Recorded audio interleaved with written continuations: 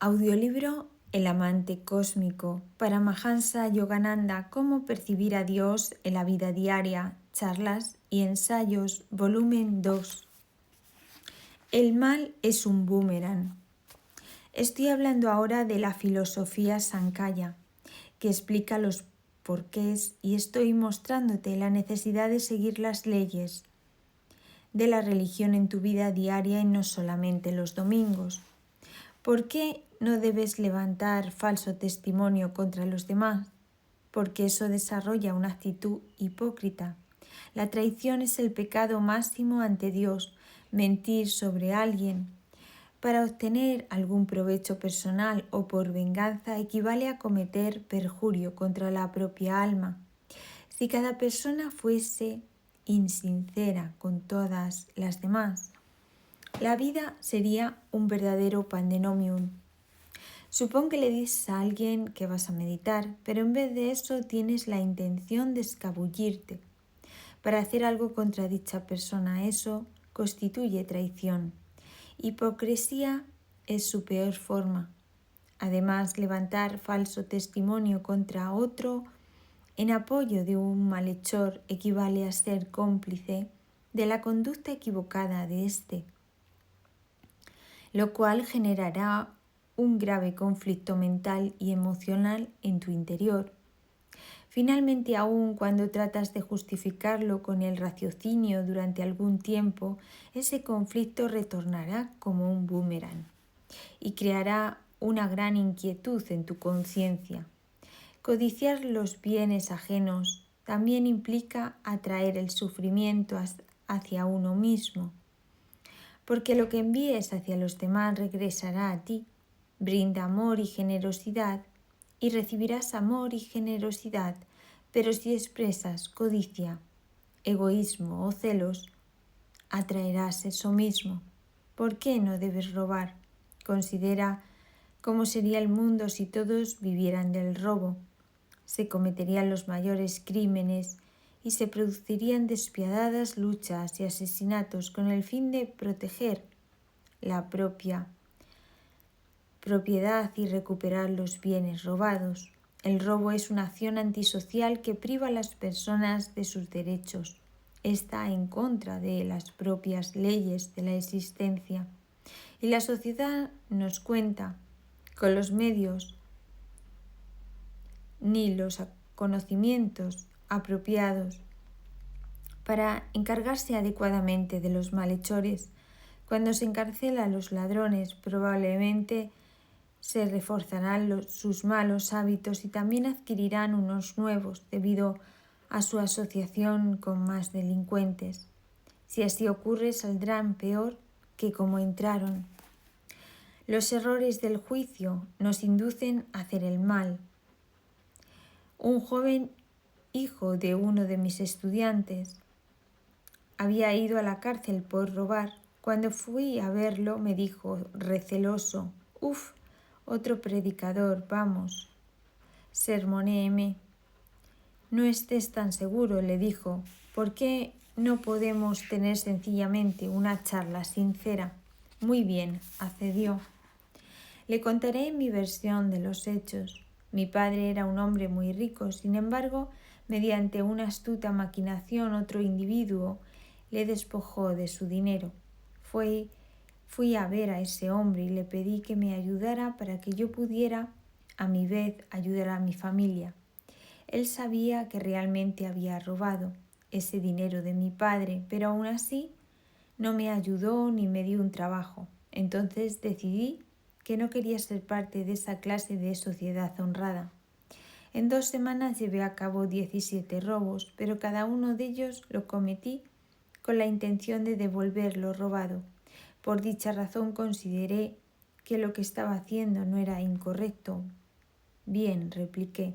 «Imagina que hubiera 20 personas en una habitación y cada una de ellas pretendiese hacer algo diferente a los demás, como meditar, tocar música, recitar poesía, escribir, dormir, etc. Todos entorpecerían la actividad de los demás. ¿Crees que alguno lograría hacer lo que quiere?» «No», admitió el muchacho. Hay muchos casos como el tuyo, continué.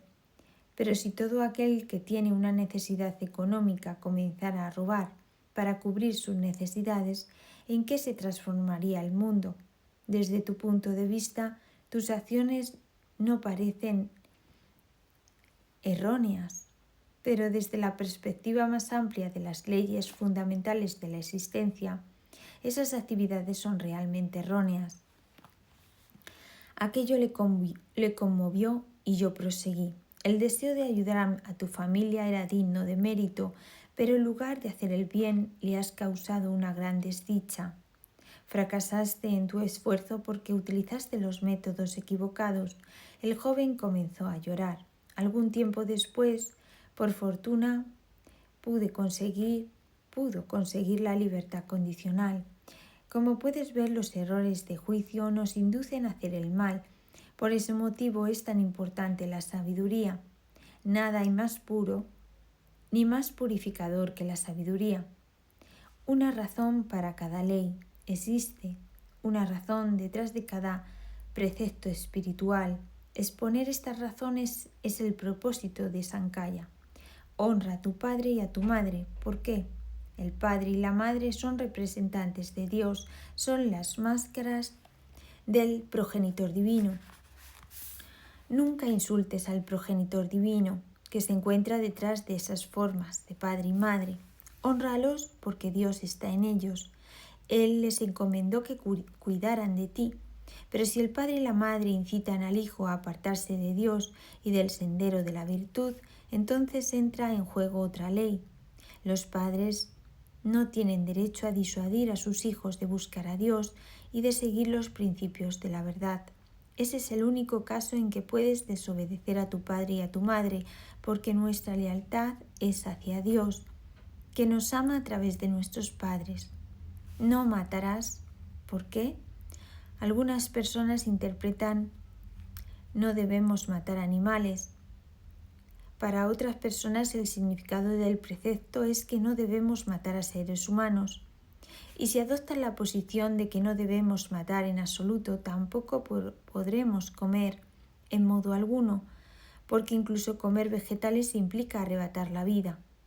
La destrucción perversa de cualquier forma de vida está mal, sobre todo en el caso de sus expresiones más elevadas, es decir, los animales y el hombre. La vida es una manifestación de Dios y exige acertadamente que la respetemos. La intención del precepto no matarás es primordialmente la de un mandamiento contra la aniquilación de los miembros de nuestra propia especie, la humana. Es indebido quitarle la vida a otro ser humano porque no tienes derecho a privar a otro individuo del mismo privilegio de existir del que tú disfrutas. No debes despojar a otra persona de algo de lo que tú mismo no querrías desprenderte. El mayor amor que sientes al ser humano es por sí mismo. Por eso no es correcto matar, porque arrebatas a otro aquello que tú más amas. Una segunda razón es que cada individuo ha sido creado por Dios, a su imagen. Dado que no eres el hacedor y por lo tanto no puedes crear vida, tampoco tienes la prerrogativa de destruirla. Y una tercera razón es que Dios ha construido esta escuela de la vida en la tierra para que las almas puedan venir a aprender. En consecuencia, actuarás incorrectamente si privas a un alma de aprender sus lecciones. Cuando matas, transgredes las leyes de la sociedad y las leyes de Dios. La guerra es homicida y está en contra de los principios de Dios. También está en contra de los principios del cristianismo y de otras religiones. Sin embargo, observa cuántas guerras han sido liberadas en nombre de la religión o también de la política. La guerra jamás resuelve nada.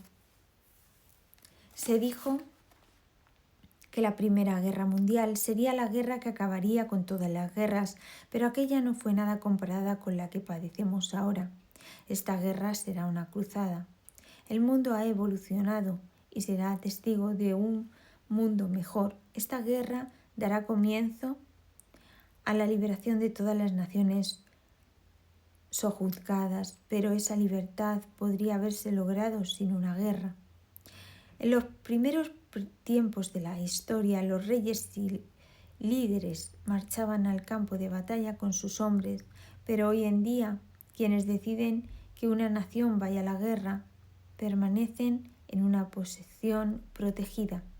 La próxima vez que los líderes hablen de iniciar una guerra, todas las personas deberían ponerse de acuerdo para enviar a dichos líderes al frente de batalla. Si se les brinda una amplia zona de combate y municiones eficazmente mortíferas, la guerra finalizará en un día. ¿Qué hombre quiere tomar las armas contra su hermano? Sin embargo, el hombre combate y mata seres que viven en otras naciones porque ignora que son sus hermanos. Desde la más temprana edad debería enseñarse a cada persona que todos somos hijos de un solo Padre y que si aprendemos a amar a los demás, también ellos aprenderán a amarnos a nosotros. Si todos fueran educados para pensar de esta forma, no podría haber guerras. Cuando un hombre se arma con una espada, su vecino lo hará con una pistola, y si el primer hombre consigue también una pistola, su vecino adquirirá una ametralladora, y así sucesivamente. El hombre está desarrollando formas cada vez más potentes y violentas de matar. Las naciones militaristas se destruirán entre ellas a causa de la guerra. No obstante, existe una justicia divina que resolverá estas diferencias.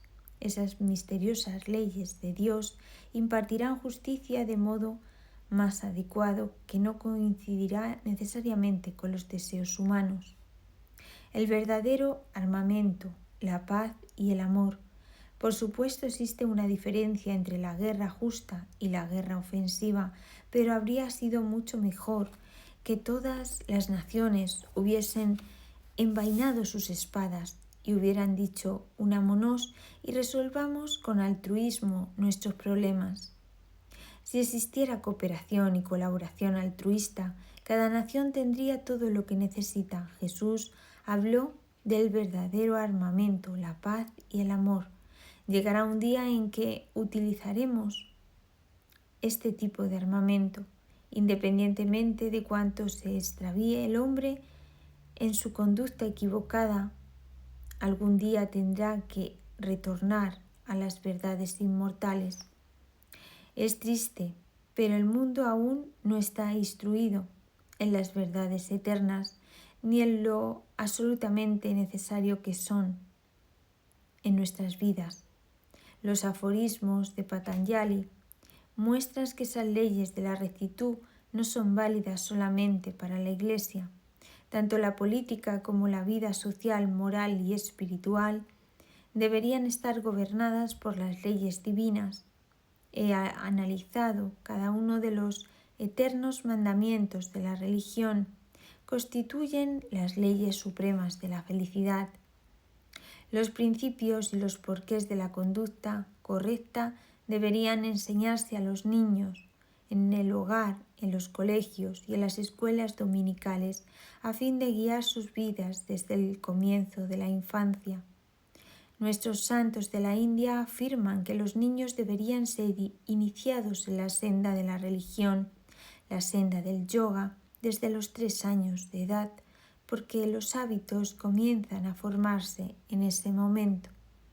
La obediencia a un verdadero gurú es el camino más seguro hacia la sabiduría. La ignorancia es el archienemigo del hombre. Por lo tanto, la actitud más sabia es guiarte a ti mismo y a los demás mediante la sabiduría. A cuantos me rodean, les hablo sin reservas. Si veo errores en su comportamiento, se los indico, pero jamás trato en modo alguno de ofuscar la razón de las personas.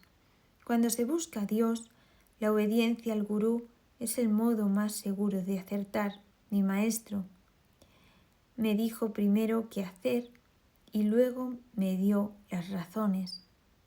Advertí que su sabiduría era infalible.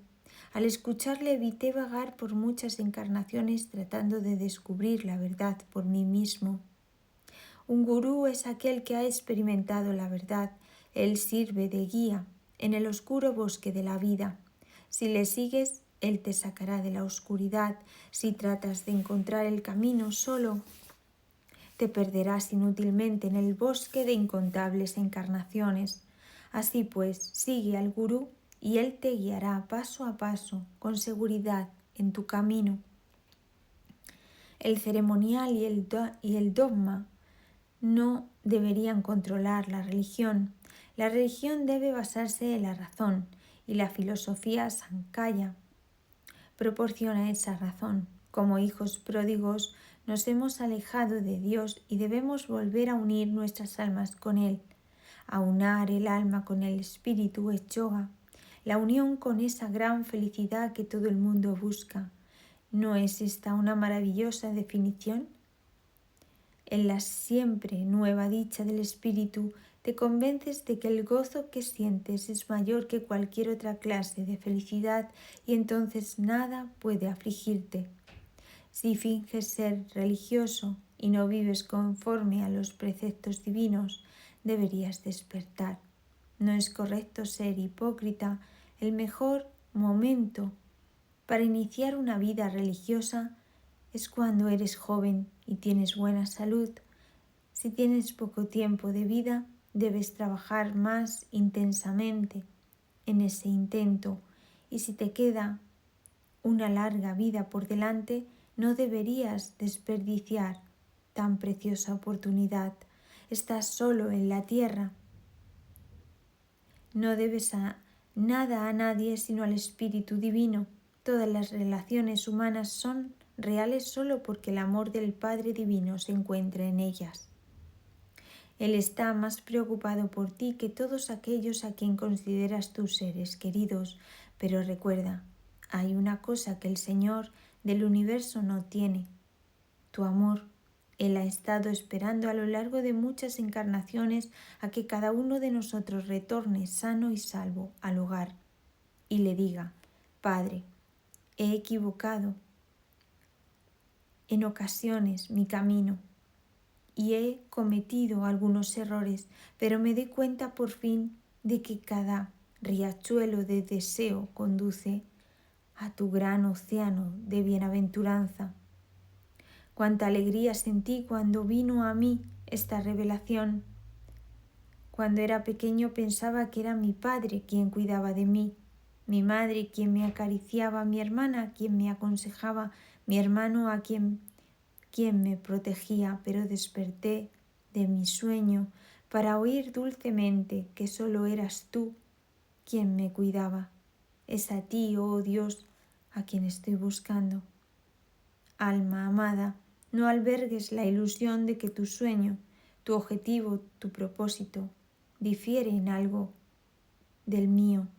Todos buscamos esa divina y eterna felicidad que es Dios. La magnitud de la conciencia espiritual. Sede internacional de SRF, Los Ángeles, California, 1 y 3 de agosto de 1934. La conciencia espiritual es un tema muy amplio que abarca la extensión total de nuestra conciencia humana. La esencia de la conciencia es siempre pura, aunque interviene en todo tipo de acciones, tanto buenas como malas. Nada la afecta ni la marchita. Una espada puede cortar una hoja y al hacerlo quizás se manche. Sin embargo, la espada en sí no cambia. Lo mismo sucede con la conciencia. La espada que ha sido usada para matar a una persona inocente es inculpada como maligna, pero la que ha sido utilizada para destruir al vil enemigo es glorificada como victoriosa. De igual forma, cuando se usa la conciencia para hacer cosas buenas se llama conciencia espiritual, mientras que cuando se la usa para hacer el mal se le denomina conciencia maligna. A semejanza de un río que tiene su origen en alguna fuente, El río de la conciencia nace también en una fuente. Este río desciende de la conciencia cósmica, que es la conciencia de Dios que se encuentra más allá de toda creación. Cuando la conciencia cósmica se manifiesta en el reino de la materia, en cada uno de los átomos que constituyen los planetas y los distintos universos, así como en las diferentes formas de vida, vegetal, animal y humana, esa conciencia recibe el nombre de conciencia crística. Cuando la conciencia crística desciende al alma y a la mente pura del hombre, se le concede como supraconciencia. Cuando la supraconciencia desciende al reino de la imaginación, se llama subconsciente. Cuando el subconsciente desciende al plano muscular y sensorial de la vida humana, adopta el nombre de conciencia humana o conciencia de vigilia. Cuando la conciencia de vigilia se apega a los sentidos y a las cosas materiales, se le denomina conciencia mundana. Y cuando se emplea para dañarse a uno mismo o al prójimo, nos encontramos ante la conciencia maligna. Por el contrario, cuando se le utiliza para hacer buenas cosas y para ponernos en armonía con Dios, recibe el nombre de conciencia espiritual. Estos son los pasos mediante los cuales la conciencia cósmica se expresa en la conciencia humana, descendiendo desde el espíritu hasta el cuerpo e introduciéndose en numerosos deseos materiales y espirituales. De esta manera, al fluir en forma descendente y hacia el exterior, la conciencia cósmica se convierte en la conciencia material. Nuestras almas semejan navíos a la deriva que flotan en este río de la conciencia, alejándose cada vez más de su origen, el espíritu, hacia las rocas del sufrimiento. El único modo de detener este movimiento descendente de la evolución que tiene lugar en el río de la conciencia consiste en nadar contra esa corriente y volver al espíritu, su fuente, a quienes son arrastrados en el fluir descendente de la conciencia hacia una predisposición por las cosas finitas. Se lo conoce como seres que poseen una conciencia material, mientras que aquellos que ascienden hacia la fuente, o sea, hacia el espíritu, están dotados de una conciencia espiritual. Cada cierto tiempo las tendencias de la conciencia y del pensamiento humanos puede cambiar, dirigiéndose de manera predominante en sentido ascendente hacia el bien o descendente hacia la materia. Estas tendencias pueden predominar tanto en una familia, en una nación o en un mundo en general, como en un individuo, porque del mismo modo que cada ser humano atraviesa diferentes estados de conciencia, también lo hacen en forma colectiva las familias, las naciones y el mundo. La India, en su edad de oro, contaba con el más alto desarrollo de la inteligencia material y de la espiritualidad. Estados Unidos posee ahora un enorme grado de eficiencia material y se encuentra en los comienzos de su desarrollo espiritual. La India se encuentra más avanzada en la ciencia de la espiritualidad que cualquier otra nación del mundo. Su desarrollo espiritual se evidencia en los santos que han alcanzado la unión con su ser interior. Observa a Mahatma Gandhi. Este hombre de apariencia menuda está imponiendo su autoridad moral al poderoso imperio británico. Debe saber que tiene que existir un gran poder espiritual detrás de quien es capaz de gobernar a millones de personas, mas no mediante la espada, sino por la verdad, por medio de la verdad viviente. La presencia de la verdad espiritual es una nación. En una nación o en una persona se distingue por el conocimiento científico de la vida y del arte de vivir en sintonía con las leyes cósmicas, así como por el mayor contacto y la divina comunión con Dios como espíritu. Tal desarrollo espiritual no proviene de la ingestión de ideas teológicas, sino de la asimilación de la verdad que se encuentra en el seno de la teología. Cada uno de nosotros debemos ser capaz de retirar las cáscaras del dogma y la teoría que recubre las semillas de la verdad. ¿Qué es la verdad? La característica más sobresaliente de SRF es que te enseña la forma de conocer la verdad a través de la verdadera experiencia. Las verdades no serán para ti verdades a menos que tomes plena conciencia de ellas en tu interior. Si tal percepción tan solo serán ideas. Por este motivo, antes de iniciarse el desarrollo espiritual, las personas y también las naciones pasan por etapas de desconfianza hacia lo espiritual. ¿Qué es la espiritualidad? ¿Por qué es necesaria? ¿Realmente me hará feliz? ¿Qué es la verdad? La duda solo desaparece mediante la experiencia espiritual personal, por lo que el mejor laboratorio para probar la verdad es tu propia percepción interior divina. Esta, o sea, la conciencia espiritual, no reside en vagas ideas teológicas, sino en el logro de la unidad con el alma. El conocimiento de las personas, así como el de las naciones, debería medirse mediante este criterio. Se ha abusado tanto de la palabra verdad que ha llegado a significar casi cualquier cosa que uno desee, sobre todo cuando se utiliza con relación a las ideas espirituales. En la vida diaria la verdad es una conciencia que, guiada por la sabiduría espiritual, nos impulsa a realizar ciertas acciones, no porque alguien nos lo ordene, sino porque son correctas. La verdad no puede ser monopolizada por ningún grupo o individuo. Cada ser humano tiene derecho a expresar la verdad dentro de su propia vida. Esta expresión puede ser muy variada, pero su esencia siempre será la misma, y eso es lo que hace tan interesante. La verdad no puede ser circunscrita, es eterna y seguirá manifestándose de modo perenne a través de la ley cósmica y de los seres humanos iluminados, ya sea que la mayor parte del mundo la acepte o no. Por fortuna, los principios absolutos del cosmos no dependen de la creencia ni de la aprobación humanas. La conciencia espiritual obedece todas las leyes que configuran una vida plena. La conciencia espiritual implica el uso de una sabiduría superior, la verdad, para realizar las acciones que procuran el máximo beneficio tanto para ti como para los demás. Profundiza en este pensamiento.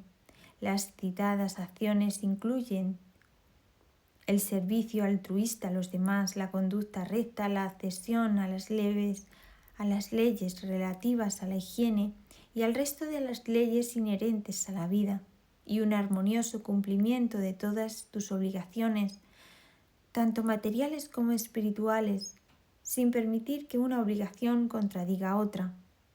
La conciencia espiritual es una perfecta expresión interior de la verdad que se manifiesta como una vida equilibrada y armoniosa y te brinda verdadera felicidad que a su vez puedes compartir con los demás.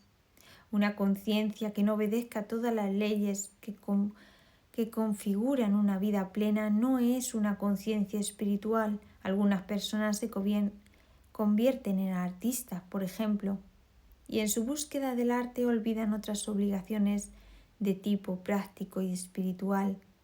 Ciertamente el arte es una hermosa forma de expresión y bien puede transmitir ideas espirituales, sin embargo el hombre que lo produce puede no ser espiritual.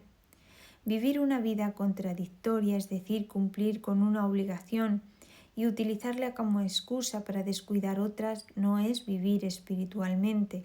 Cuando cumplas alegremente con todos tus deberes, sin permitir que ninguno de ellos perturbe tu calma y felicidad interior, y cuando evites cualquier conflicto de obligaciones que pueda desequilibrar tu vida, obtendrás la verdadera felicidad espiritual.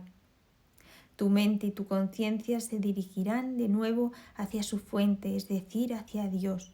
La conciencia espiritual constituye la suprema conciencia que debes alcanzar para gozar de una experiencia armoniosa y pacífica. Sin ese equilibrio espiritual en tu vida, la felicidad es imposible. Vivir una vida contradictoria significa estar desequilibrado, y llevar una vida desequilibrada significa caminar infaliblemente hacia la infelicidad.